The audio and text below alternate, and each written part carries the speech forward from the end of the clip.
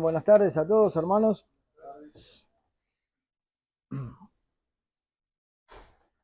Os invito a que vayamos a nuestras Biblias, a la segunda carta de Tesalonicenses. Ustedes saben que estamos transitando por esta carta y el Señor nos ha dado la posibilidad de poder ver hasta aquí y mantener varios conceptos en los cuales, sin duda alguna, nosotros podemos trasladar rápidamente a nuestra iglesia local o a nuestra vida cristiana. Pero una de las cosas que nos llama más la atención en esta, no solamente en esta segunda, sino en la primera carta a los tesalonicenses de parte de Pablo para con este pueblo, para con esta iglesia, es lo conmovedor y lo llamativo que le resulta a Pablo estos hermanos.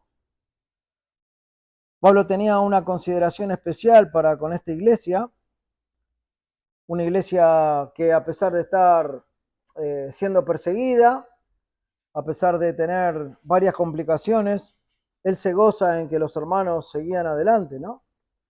Y él sabía muy bien cuáles eran las preocupaciones, las dolencias, las persecuciones y las situaciones que esta iglesia pasaba, pero a pesar de esto él se gozaba mucho más, porque en estas situaciones ellos no desfallecían, ¿no? Y si ellos lo podían llevar adelante y podían vivir así, no era precisamente por sus fuerzas o porque eran personas dotadas como para superar cualquier situación o cualquier persecución, sino porque el Señor estaba con ellos, ¿no? Y esto es lo que va a dejar planteado en los versículos que vamos a ver en esta tarde, hermanos. Nosotros vamos a avanzar hacia el versículo 13 y 14 del capítulo 2 de la segunda carta de los tesalonicenses. Pero vamos a leer un poco algunos versículos anteriores porque a veces puede pasar que se pierde el hilván de la lectura, ¿no? Así que vamos a leer a partir del versículo 7. Estamos en la segunda carta de los tesalonicenses, en el capítulo 2, y vamos a leer a partir del del versículo número 7.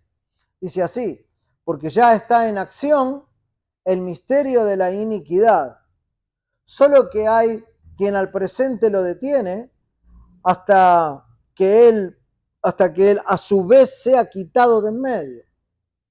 Y entonces se manifestará aquel inicuo, a quien el Señor matará con el espíritu de su boca y destruirá con el resplandor de su venida. Inicuo, cuyo advenimiento es por la obra de Satanás, con gran poder y señales y prodigios mentirosos, y con todo engaño de iniquidad para los que se pierden, por cuanto no recibieron el amor de la verdad para ser salvos. Por esto, Dios les envía un poder engañoso para que crean la mentira, a fin de que sean condenados todos los que no creyeron a la verdad, sino que se complacieron en la injusticia. Y los dos versículos que nosotros vamos a tratar en esta tarde son los que siguen, el 13 y el 14, y dicen así: pero nosotros debemos dar siempre gracias a Dios respecto a vosotros, hermanos amados por el Señor, de que Dios os haya escogido desde el principio para salvación, mediante la santificación por el Espíritu y la fe en la verdad, a lo cual os llamó mediante nuestro Evangelio para alcanzar la gloria de nuestro Señor Jesucristo. El título del mensaje de esta tarde, referente a los versículos 13 y 14, será una elección segura. Una elección segura. Esta elección segura es parte de la realidad de todos aquellos que son y que serán rescatados por el Señor. Todos aquellos que forman parte y formarán parte del pueblo del Señor en la gloria son parte de una elección que se llevó adelante en la eternidad pasada, pero de manera precisa y de manera segura. Hay un contraste claro en los versículos 13 y 14 con los versículos anteriores que venía tratando Pablo. Pero lo último que nosotros estuvimos viendo hasta ahora en esta segunda carta a los tesalonicenses trataba de la llegada, como bien leíamos recién, del hombre de pecado, ¿no? Del inicuo, así como lo llama la Escritura, que va a ser el último daño fatal, vamos a decir, el daño final e irremediable a todos aquellos que no creyeron o a todos aquellos engañados por la dureza del corazón, por la falsa religión, por la resistencia a la misericordia de Dios o por el hecho de despreciar a Cristo. Simplemente por eso ellos son engañados y como son engañados tienen el final de la condenación. Este conjunto de personas que venía nombrando los versículos anteriores al 13 son los que ya están perdidos. Son los que ya están siendo perdidos por no creer en el Evangelio de Jesucristo. Ahora, estar siendo perdidos es en el momento actual en el cual se le presenta el Evangelio y ellos rechazan el Evangelio. No quiere decir que luego, más adelante, no puedan recibir el Evangelio. Sí, el Señor puede salvar. Mientras que alguien respire en esta tierra, tiene tiempo de arrepentirse y venir al Señor. Pero mientras tanto, siguen perdidos en el pecado.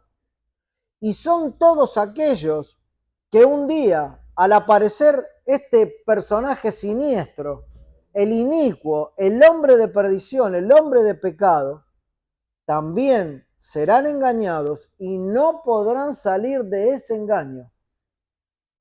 No podrán salir de ese engaño, puesto que Dios mismo les envió un poder engañoso para creer la mentira. Cuando nosotros leemos estos versículos previos a lo que nosotros vamos a tratar en esta tarde, son versículos que nuestro hermano Ezequiel la semana pasada estuvo tratando. Lo que vemos claramente es que Dios ha permitido en estas personas que crean una mentira. Y que Dios permite que estas personas crean una mentira. Esta es una frase, el hecho del versículo 11, por esto Dios les envía un poder engañoso para que crean la mentira. Es una frase que puede traer cierta mala interpretación. O puede tomar a Dios como alguien que está enviando un mal. Leerlo muy a la ligera, quitándolo de contexto y quizás sin tener una comprensión de muchas doctrinas elementales y bíblicas, podría hacernos llegar a pensar que Dios es el que envía el mal a las personas para que no crean. Cuando por el contrario nosotros entendemos que Cristo vino a la cruz del Calvario para salvar. Cuando hay incongruencias en nuestra mente y en nuestro corazón y en nuestra alma sobre doctrinas muy profundas y muy casi elementales y básicas, debemos mirar el texto y tratar de interpretar qué es lo que está queriendo decir. Y este es uno de los textos que se puede interpretar mal. Dios puede estar enviando un mal para que las personas se pierdan, cuando por el otro lado el Evangelio dice que Él busca el arrepentimiento de todos los hombres, que no se goza en la perdición del hombre. Bueno. Ahora, nosotros tenemos que tener en cuenta que Dios no miente. Esto es algo que nosotros lo tenemos bien claro, ¿no? Dios no miente, no puede mentir, y teniendo en cuenta que Dios no puede mentir, y tenemos versículos, vamos a nombrar dos versículos que apoyan esta afirmación, como por ejemplo Números, capítulo 23, versículo 19, en donde dice, Dios no es hombre para que mienta, ni hijo de hombre para que se arrepienta. Él dijo y no hará, habló y no ejecutará.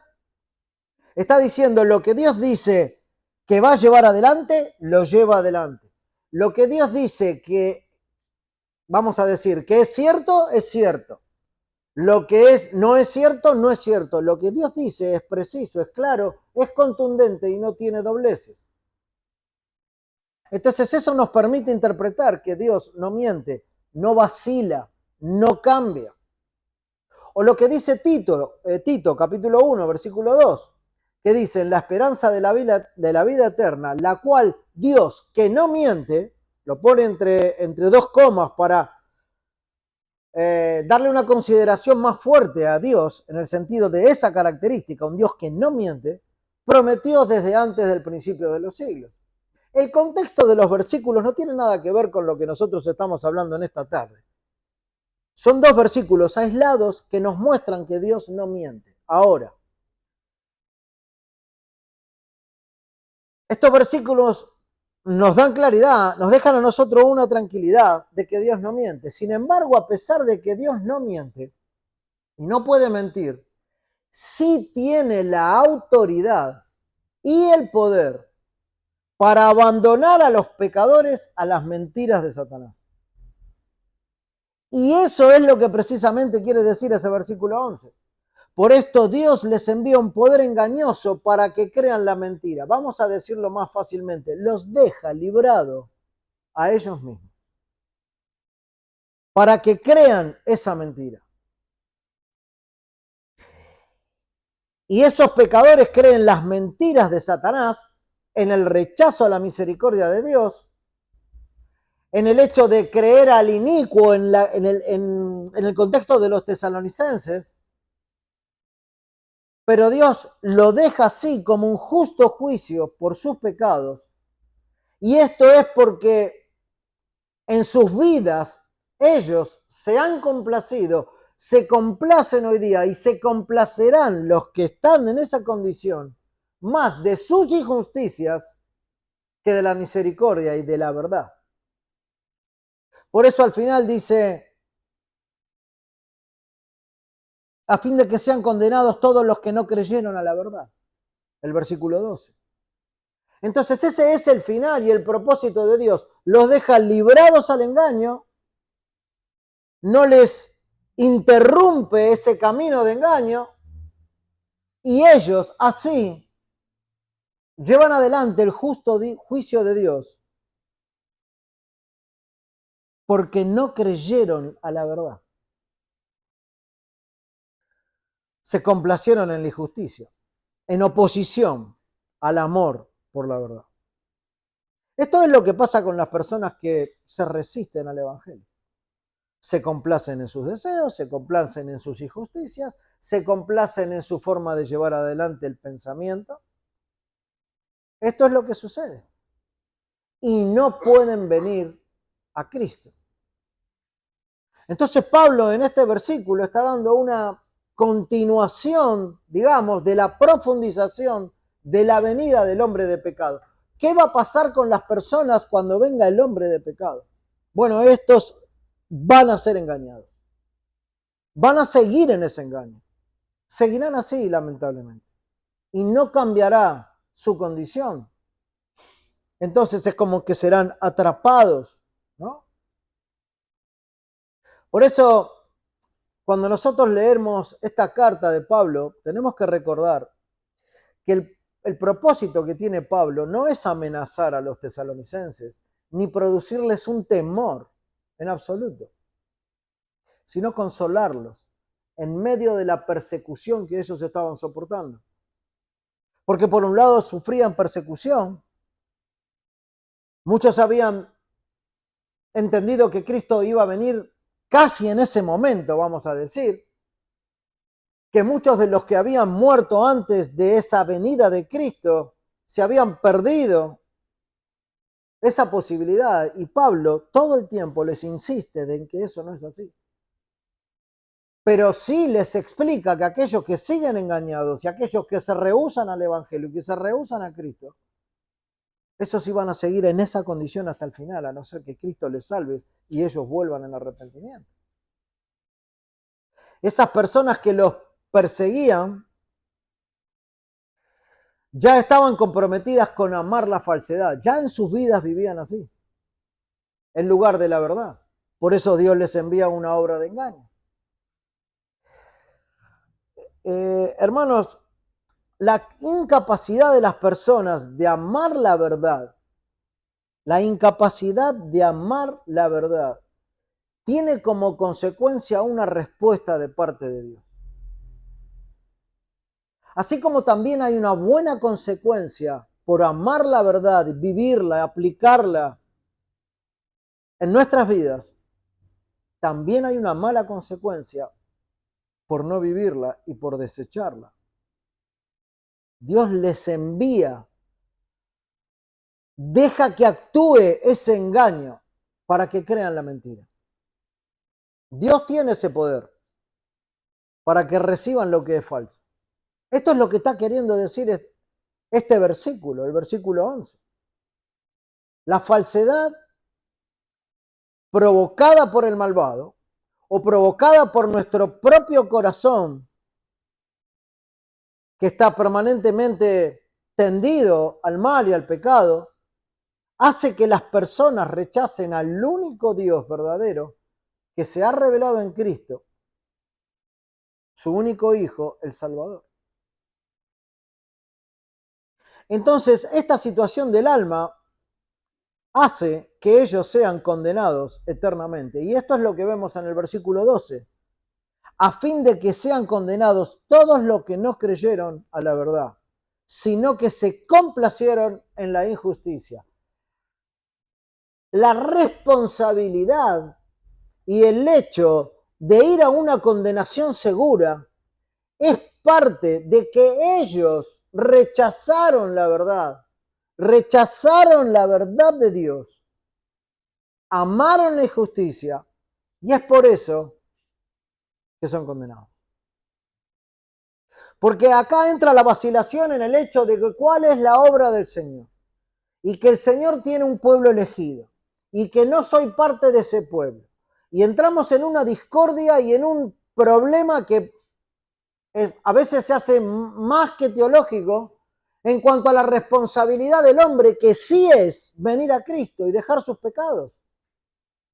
Pero el hombre se complace aún más en las injusticias y en vivir lejos de Dios.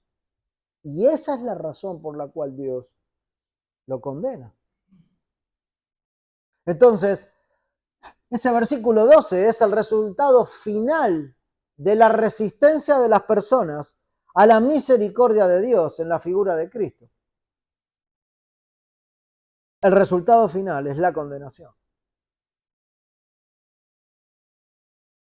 Estas personas no solamente eran enemigas de los tesalonicenses, los que vivían así, o por lo menos de los tesalonicenses creyentes, sino que directamente eran enemigos de Dios. Y aquellos que hoy viven de esta manera son y siguen, si no cambia su condición, siendo enemigos de Dios, porque siguen rechazando el evangelio de salvación. No creer en la verdad equivale a ir directo a la condenación. Entonces, esto es lo que viene diciendo Pablo antes de los dos versículos que vamos a tratar muy rápidamente en esta tarde. Pero a partir del versículo 13, Pablo va a dar una consideración de aquellos, o para aquellos, que por el contrario a este grupo de personas que acabamos de ver hasta ahí, estos que vienen ahora sí habían creído en la verdad. Sí habían creído en la verdad de Dios y no se complacían en la injusticia. Entonces, a partir de este versículo, lo que se produce es un contraste, ¿no? Es una diferencia abismal entre una condición y la otra condición del corazón. Un contraste claro, ¿no? Entre unos y otros.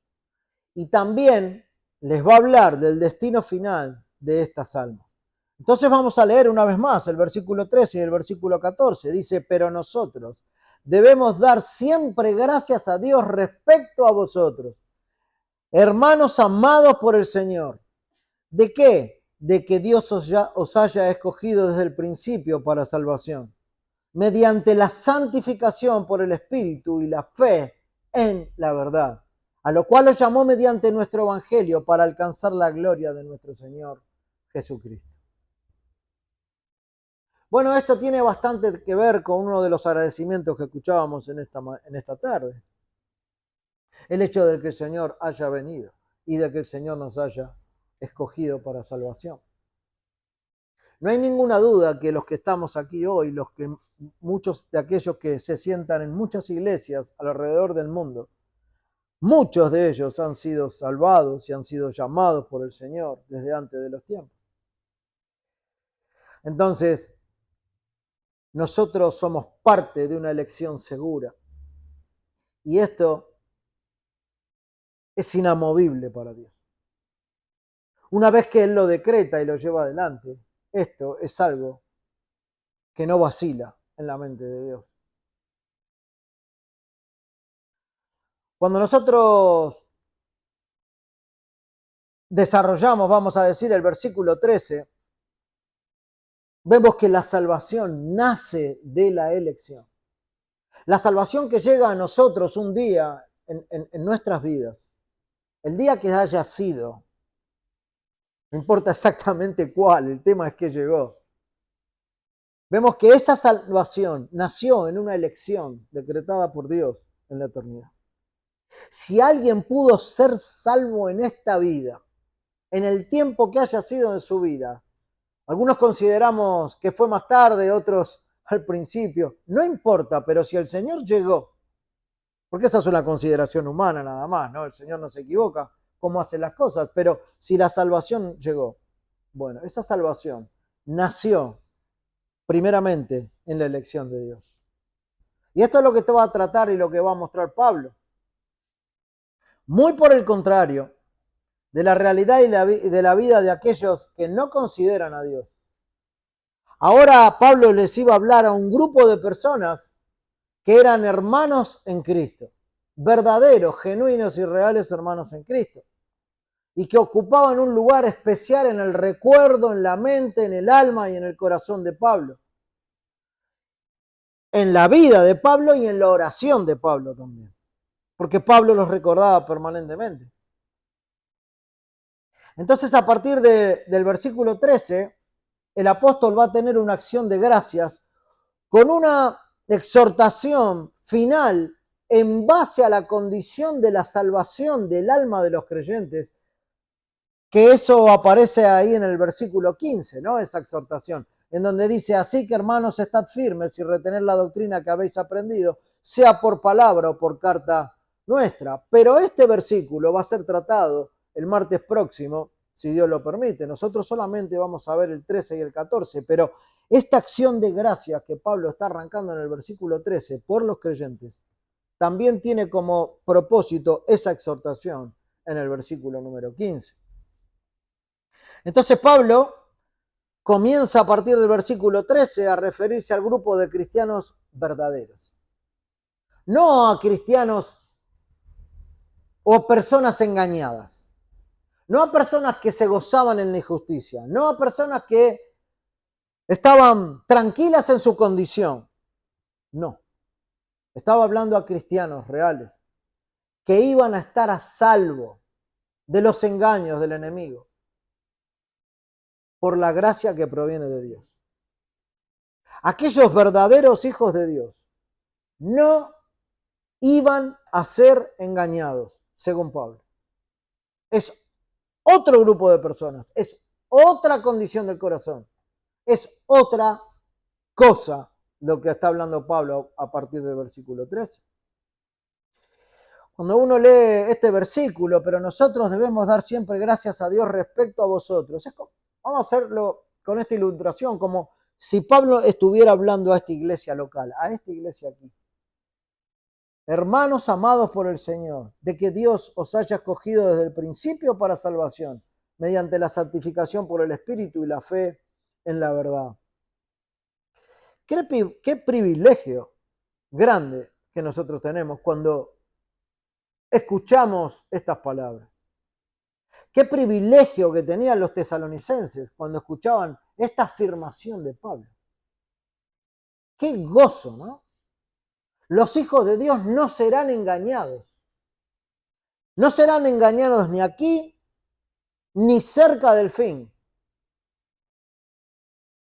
Cuando seguramente la tribulación oprima los corazones, los hijos de Dios no van a ser engañados. Cuando la persecución llegue o cuando el alma desfallezca por las razones que sea, que pueden ser razones bien fuertes y difíciles, los hijos de Dios no van a ser engañados. Hay cosas muy fuertes y reales que suceden en la vida de los hijos de Dios, pero el Hijo de Dios no será engañado.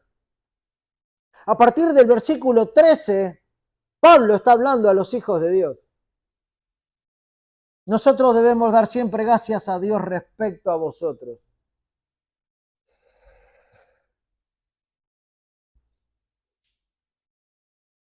El Hijo de Dios no será engañado, sino que podrá discernir la verdad, porque Dios la habrá puesto en su alma. Y sin ninguna duda, ahí permanecerá esa verdad por siempre. Por eso no va a ser engañado. Por eso el pueblo de Dios no es engañado. Por eso la palabra dice, si es posible, engañará a los escogidos. Si fuera posible. No lo será.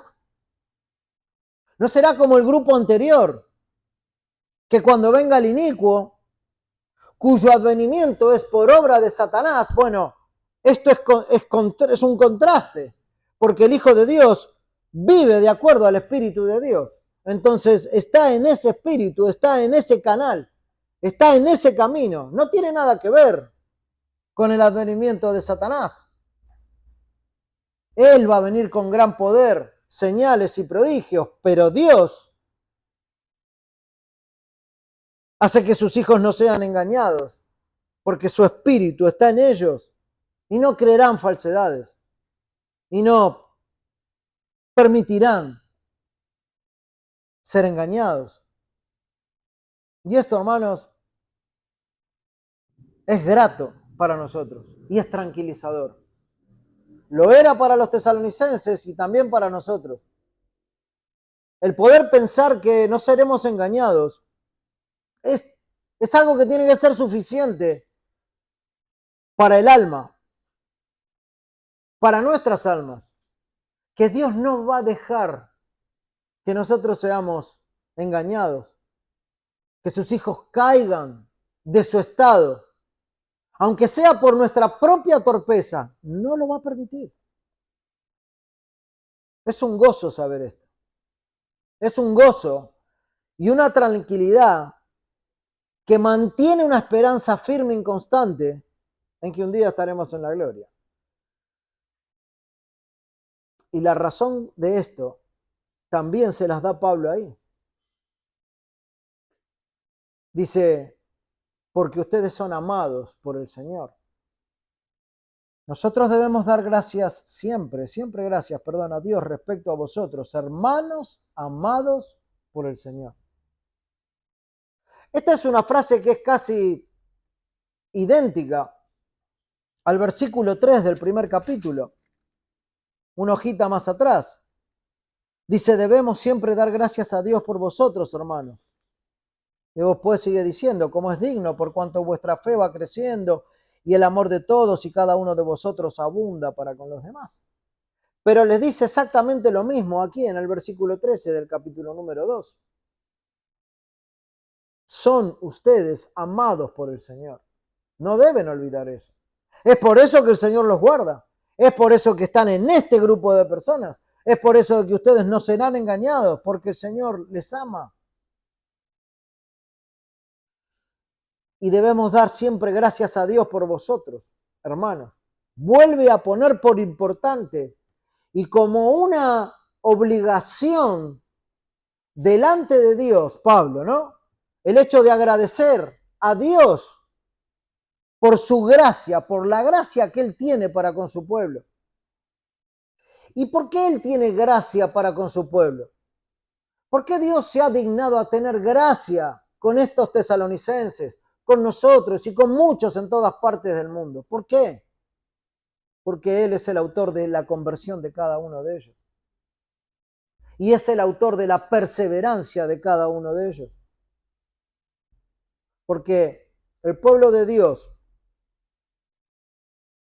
digamos que es el objeto del especial amor de Dios. Si hay algo preciado para Dios primero y principal es Cristo.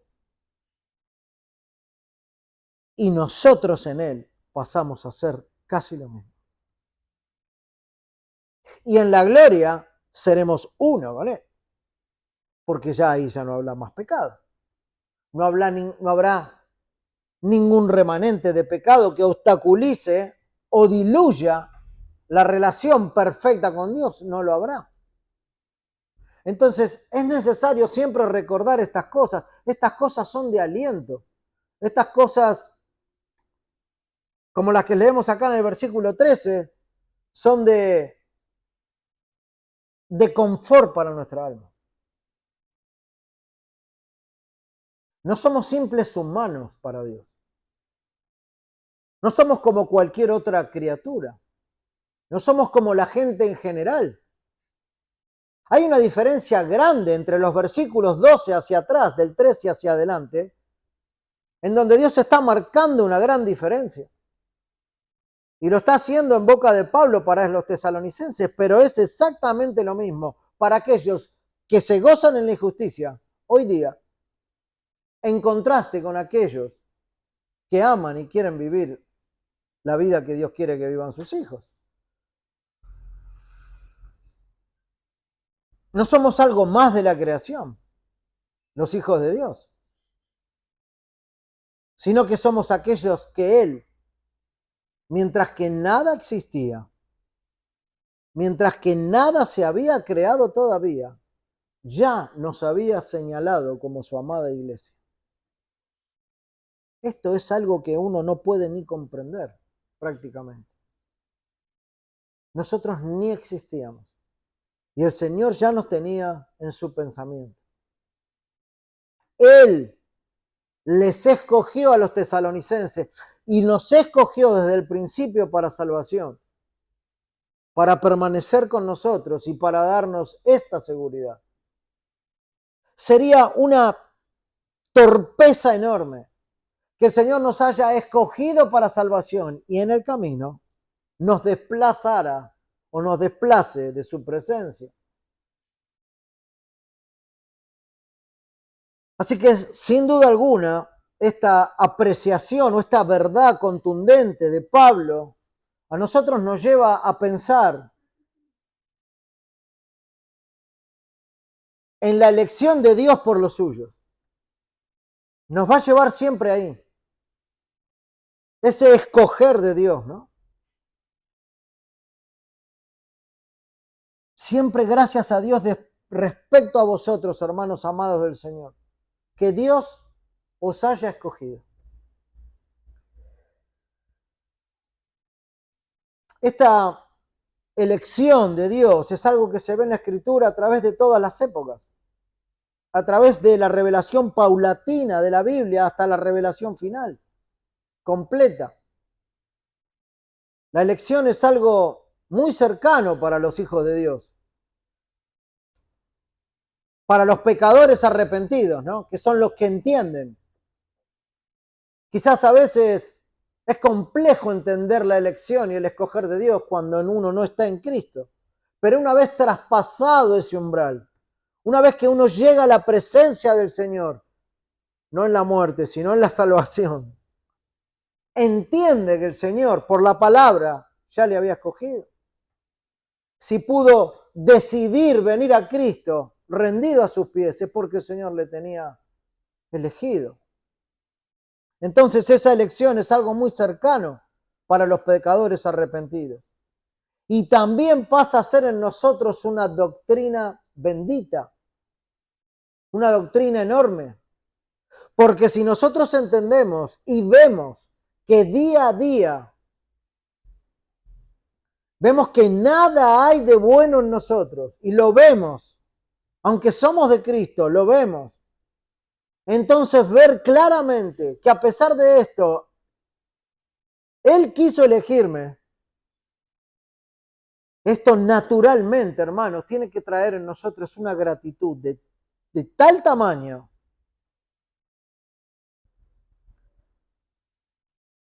que también van a ser de la humildad de entender que no lo merezco. Esto es lo que Pablo les estaba diciendo. Ustedes fueron escogidos. Dios les escogió desde el principio para salvación. No son como aquellos. Dios los salvó. La elección que Dios lleva adelante es un acto divino del poder de Dios que por su propia soberanía y por su propia gracia destilada a muchos para que sean parte de su pueblo, Él los lleva adelante así, para que en el momento específico de que cada vida llegue a Cristo, así sea. Por eso la elección no es universal, sino este grupo anterior que seguía engañado y que no quería creer en la verdad y que se complacía de la injusticia, no hubiera quedado en esa condición. Pero Pablo no está diciendo que esa condición cambió de ellos, sino que está hablando a otro grupo de personas, a un grupo de personas que no se gozaban la injusticia, sino que quería seguir a Cristo. La elección no es universal. Y Pablo quiere que ellos lo sepan, dándoles esta consideración y esta verdad y estas palabras. Dios los había escogido desde el principio. Esto es tremendo. Porque Jesús es la base de la elección. Jesús es la base de la elección. Jesús estaba con Dios en la eternidad pasada, decidiendo estas cosas, vamos a decir. Cristo fue llamado por el Padre desde la eternidad para llevar adelante la salvación mediante la obra de la cruz. La elección segura que nosotros tenemos como hijos de Dios nunca puede estar separada de Cristo. No hay forma. Si no está Cristo en la ecuación, no hay elección. Porque los escogidos son escogidos en Cristo. Escogidos en Él. No en otra cosa, no de otra forma, no de otra manera, sino en Cristo. Y esta elección de Dios, bueno, como dijimos ya, fue diseñada en la eternidad, pero se lleva adelante en un momento preciso de las vidas, en donde la santificación por el Espíritu, que es lo que va a incluir ahora Pablo, y la fe en la verdad, hace su trabajo. Cuando el Señor dice, tal persona ahora va a ser salvo. Bueno, ya lo decidió en la eternidad, pero en este momento va a ser salvo. ¿Y por qué va a ser salvo en este momento? Porque ya está decretado en la eternidad. Bueno, algunos dicen que el Señor vio en el futuro y entonces no. El Señor lleva adelante por medio de la obra del Espíritu y el creer en la verdad lo que Él ya había decretado en la eternidad. Por eso Pablo les dice, os haya escogido desde el principio para salvación. ¿De qué principio está hablando Pablo?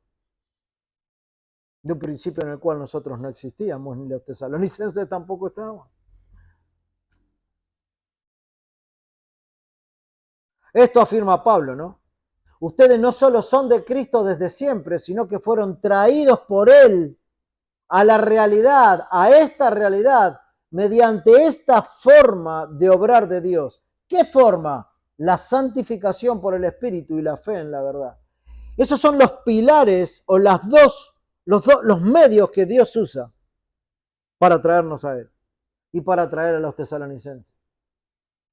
Y es interesante porque hay una característica que es típica en Pablo cuando explica ciertas cosas, ¿no? Que es poner por delante primero los medios divinos. Él aquí dice primero por el Espíritu. Y luego lo que nace del ser humano, que es creer en la verdad, por la obra del Espíritu. No pone por delante lo que hace el hombre, sino primero lo que hace Dios en el hombre para que el hombre crea. Y esto es algo que nosotros tenemos que destacar cuando defendemos estas doctrinas. Porque si Dios no hace su obra por medio del Espíritu, entonces nunca habrá nada de parte del hombre para venir a Él. El Señor lo dice así, Pablo lo dice así, mediante la santificación por el Espíritu y la fe en la verdad. Entonces primero actúa el Señor con su Santo Espíritu. Si no es así, no va a haber nada de parte del hombre. Y al grupo anterior, eso es lo que le sucedía.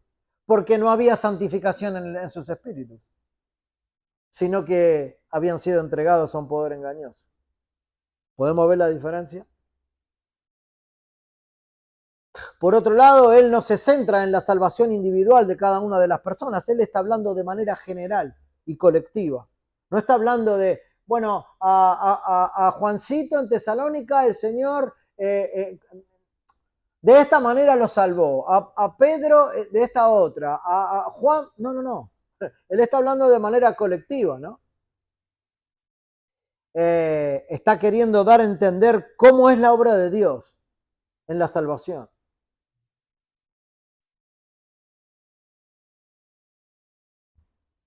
Entonces Pablo les explica que los tesalonicenses creyentes habían sido salvos por los medios de la obra del Espíritu y la creencia en la verdad, o poner la confianza en la verdad, ¿no? Que es lo mismo. Así que el orden de las palabras de Pablo son sencillos y es algo explicable, ¿no? Y significativo. Ellos se convirtieron en creyentes y es ante todo por la obra de santificación. No estamos hablando de la santificación que viene después de la salvación, sino que el Señor los haya hecho santos, o sea, la salvación en sí. Y esto en contraposición a la maldad efectuada por el espíritu del mal, o sea, en contraste al grupo anterior que venía hablando Pablo.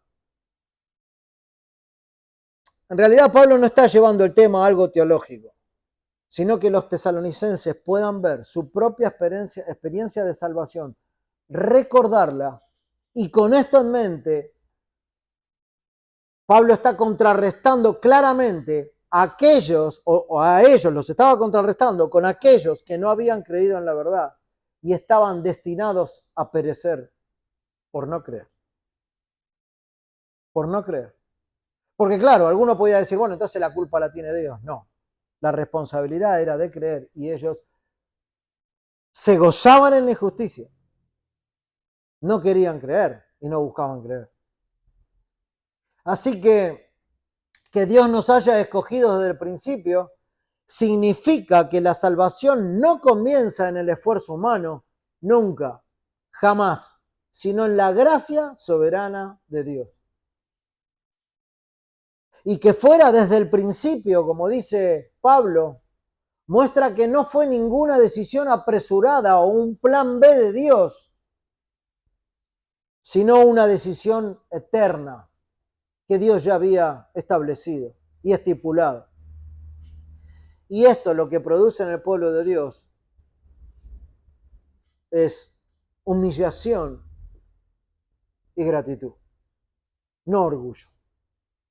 No como algunos escuchamos a veces, sí, yo creí en Cristo, yo fui a Cristo. Sí, si entendés realmente cómo fue. Porque hay muchos que creen que han llegado a Cristo y no están en Cristo. Por haber hecho solamente una decisión en algún momento, pero que no estaba acompañada con una regeneración del corazón o con el hecho de que Dios le haya elegido o le haya escogido con anterioridad. Por lo tanto, hermanos, nosotros descansamos no en lo que hace Dios, no en lo que hacemos por Dios, perdón, sino en lo que Dios hace por nosotros. Y lo que Dios ha hecho por nosotros es lo que Pablo les está diciendo en el versículo 13. Pero el segundo y último punto en esta noche está en el versículo 14, en donde vemos que la salvación es por el Evangelio y no hay otra forma. dice, a lo cual os llamó mediante nuestro evangelio, para alcanzar la gloria de nuestro Señor Jesucristo. Así que después de que Pablo haya presentado a los enemigos incrédulos de los tesalonicenses como destinados a perecer, y por otro lado a los escogidos por Dios para ser salvos, Pablo termina este relato recordándoles no solamente los medios, o sea, la santificación por el Espíritu y la fe en la verdad, sino que también les recuerda el destino final de su llamamiento. ¿Qué hacemos con esto, Pablo? Dios nos escogió, pero ¿qué pasa? ¿Cuál es el propósito? Bueno, él les explica el llamamiento final o el destino final. Y esto es lo más impactante, ¿no?, de Pablo, cuando llega a esta afirmación del destino final. Cuando habla de alcanzar la gloria de nuestro Señor Jesucristo. Lo dice aquí en este versículo, a lo cual os llamó mediante nuestro evangelio para alcanzar la gloria de nuestro Señor Jesucristo. Miren a qué punto Pablo lleva a los tesalonicenses, a la par de Cristo. Ahí van a estar, junto con Él, al lado de Él, igual que Él. Bueno, esto es lo más impactante, ¿no? Esta declaración. Es la meta escatológica, vamos a decir, de la redención que es en Cristo Jesús. Este es el final de aquellos que fueron redimidos por la sangre de Cristo y de aquellos que esperan la redención final en ese tiempo, en el tiempo eterno. No hay otro final para los hijos, sino este. Y esto hace referencia a la gloria de Dios Padre. ¿Por qué? Porque Él fue el diseñador de toda esta obra completa, del principio al fin, en la vida de los hijos de Dios. Él la estipuló en la eternidad pasada, la lleva adelante en el tiempo que nosotros le decimos tiempo, porque vivimos en un periodo de tiempo, pero así como la estipuló en la eternidad pasada, la lleva en sus hijos a la eternidad futura, y allí estaremos con Él. Filipenses lo dice así en el capítulo 2, versículo 11, y toda lengua confiese que Jesucristo es el Señor, para gloria de Dios Padre. Y también en Filipenses capítulo 1, versículo 11 dice, lleno de frutos de justicia que son por medio de Jesucristo para gloria y alabanza de Dios. Ese es el propósito final, la gloria de Dios. Esta expresión, que generalmente también la vemos bastantes veces en el Antiguo Testamento, a nosotros nos lleva a contemplar la majestad de Dios de alguna manera, ¿no? De ese Dios eterno, que tampoco comparte con nadie más, porque Dios dice, yo no comparto mi gloria con nadie más, ¿no? Entonces, en el Antiguo Testamento nosotros sabemos que Moisés deseaba ver esa gloria. Por otro lado, también sabemos que era la gloria que llenaba el tabernáculo, que llenaba el templo también. De hecho, Jehová, en el Antiguo Testamento, declara que no comparte y no compartirá su gloria con nadie o con nadie más, refiriéndose a los ídolos, ¿no? O a los dioses, o a otros dioses, digamos. Isaías 42, versículo 8, dice, yo Jehová, este es mi nombre, y a otro no daré mi gloria, ni mi alabanza a esculturas. Estaba hablando de esos dioses en los cuales muchos creían, ¿no? Pero precisamente, porque el Hijo de Dios, Cristo, ya compartía desde la eternidad pasada esa gloria, es que Pablo puede hablar fácilmente de esta manera. Él puede decir, a la cual os llamó mediante nuestro evangelio, para alcanzar la gloria de nuestro Señor Jesucristo. Si Dios Padre comparte la gloria con alguien, es solamente con el Señor Jesucristo, no con otras deidades, no con otras cosas, no con otras personas, sino con Cristo. Y nosotros venimos con Él. Entonces, Pablo no tenía ningún problema Pablo no estaba en la duda de decir, si digo esto, ¿no estaremos contemplando otros dioses? Bueno, los mormones dicen y dividen al Padre, al Hijo y al Espíritu Santo y dicen que son tres dioses distintos. E incluso el libro de los mormones habla de deidades y de que muchos serán dioses. Bueno, unas cosas. Dios dice que no va a compartir su gloria con nadie. Así que Pablo está exaltando a Cristo en ese presente de los tesalonicenses para que el pensamiento no se aparte de sus mentes. Quien los había salvado a ellos desde la eternidad pasada, estaría frente a ellos en la gloria también. Esta es la meta final de los de Tesalónica y es nuestra meta final también. Entonces, hermanos, el destino final del creyente no es solo el cielo, sino compartir la gloria con Cristo. Ahí nos va a poner el Señor. Esto es casi inentendible. No sé si lo logramos descifrar. Yo no lo logro descifrar del todo. Lo creo por fe. Pero ¿cómo será esto, no? Porque nuestra salvación está glorificando a Cristo y nos une a Él. Y eso produce que hoy vivamos con la esperanza segura de la gloria futura. ¿Cuál es la conclusión a la que nos llevan estos dos versículos? La conclusión obvia es que esto nos tiene que llevar a la adoración, ¿no? Día a día en nuestras vidas. No solamente cuando venimos el domingo al culto y adoramos al Señor con una buena intención y de corazón, pero sino que esto debe ser más profundo, ¿no? Debe haber una adoración. Nos debe llevar a la adoración, porque nos hacen pensar que fuimos escogidos por el Padre, santificados por el Espíritu, llamados por el Evangelio y destinados para la gloria con su Hijo. La pregunta en el mundo sería, ¿qué más querés, no? ¿Qué más queremos?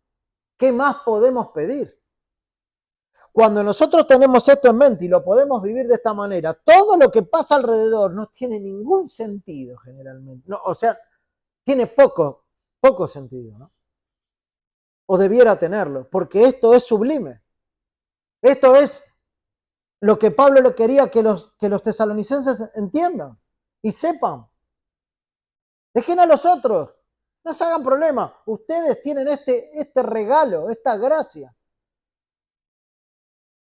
La salvación es obra completa de Dios, desde la eternidad hasta la gloria.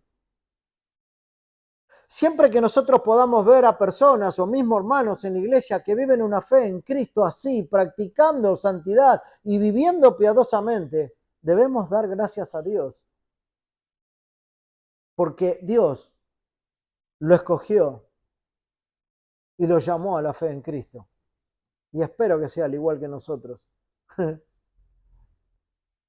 Entonces, si Dios ya nos ha salvado, ya hay un motivo enorme de agradecimiento. Yo sé que nosotros en nuestros interiores agradecemos eso permanentemente, ¿no? Porque no merecemos esto. De ninguna manera nosotros merecemos ni una pizca de esta gracia. Pero si no podemos afirmar que ya somos de Cristo, entonces no sigas rechazando el Evangelio. No lo sigas rechazando. Porque te vas a encontrar en el grupo del versículo 12 hacia atrás y no en el grupo del versículo 13 en adelante. Así que el arrepentimiento es el camino. El volverse de los pecados es el camino a Cristo y a Dios. Así que ¿en qué grupo de los dos estamos situados hasta esta hora? Realmente el Evangelio está buscando arrepentimiento y fe. El Evangelio te muestra a Cristo una y otra vez. Y Pablo está haciendo una diferencia y un contraste claro en aquellos que van a seguir siendo engañados frente a aquellos que van a ser llevados a la gloria. Dios nos ampare con su gracia, que salva y que da arrepentimiento. Meditar en el Evangelio hace que vayamos arrepentidos al Señor, pero rechazarlo hace que vayamos a una condenación. Vamos a orar. Señor, gracias una vez más por tu palabra. Porque tu palabra, Señor, no, nos deja sin manera, Señor, de poder encontrar un camino intermedio, una condición neutral o algo parecido a lo que tú dices, Señor. Gracias, Padre, porque muchos de los que hoy estamos aquí hemos salido del engaño, Señor, y hemos sido puestos por tu gracia en la verdad. Pero aún así, Señor, necesitamos de que tú nos fortalezcas día a día porque tendemos a vacilar, tendemos a extraviarnos y a pecar, Señor, contra ti. Pero te agradecemos porque sabemos que tu palabra es fiel, Señor, y podemos tomarnos fuertemente de la obra de Cristo, esperando que un día estemos con Él en la gloria. Pero también queremos rogarte, Padre, por aquellos que están y siguen engañados, Señor, rechazando tu palabra, rechazando el Evangelio. Ellos ahora hacen la obra, Señor, del enemigo, aunque no lo vean tan así.